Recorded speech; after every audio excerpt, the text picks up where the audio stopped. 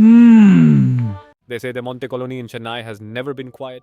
Even in the middle of the day, the air there feels different. Like the sunlight refuses to fully settle. The locals talk about a Portuguese family who died there many years ago under tragic, unexplained circumstances. Since then, people living nearby have reported doors unlocking by themselves, soft footsteps in empty hallways, and whispers that seem to come from inside the walls. Most people avoid the place after dark, but a small documentary crew didn't. They arrived just before sunset, carrying cameras, tripods, and heavy audio equipment. To them, it was just another haunted location. Another story to test, another night to prove something wasn't real. They chose one of the most feared houses in the colony, a decaying structure with cracked white walls, warped wooden doors, and narrow hallways that swallowed light. The crew set up cameras in the living room, the corridor, and near the back door. A small red recording light flicked on in every corner. They sat quietly, whispering jokes to each other, trying not to admit how tense the air felt as the sky darkened outside. At first, nothing happened. Then, just after midnight, the temperature inside the house felt like it dropped all at once. One of the doors at the end of the hallway slowly creaked open on its own.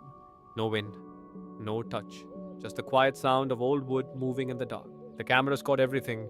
The crew stayed until early morning, packed up their gear, and left, laughing nervously about how peaceful the night had been.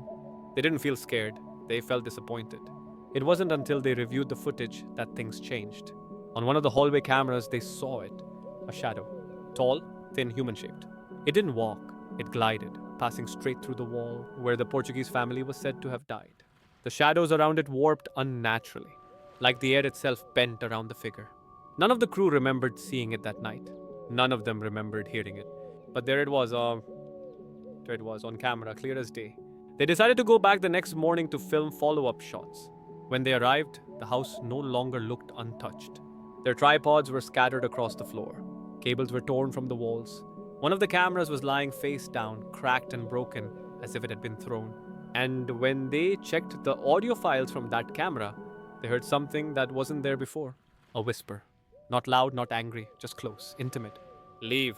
Not a hiss, not a scream, a calm warning. The crew deleted the footage soon after. They never aired the documentary. And even now, people who live near the Monte Colony say that sometimes, late at night, you can hear doors opening inside houses that have been locked for hours, and something walking through rooms that no one is inside.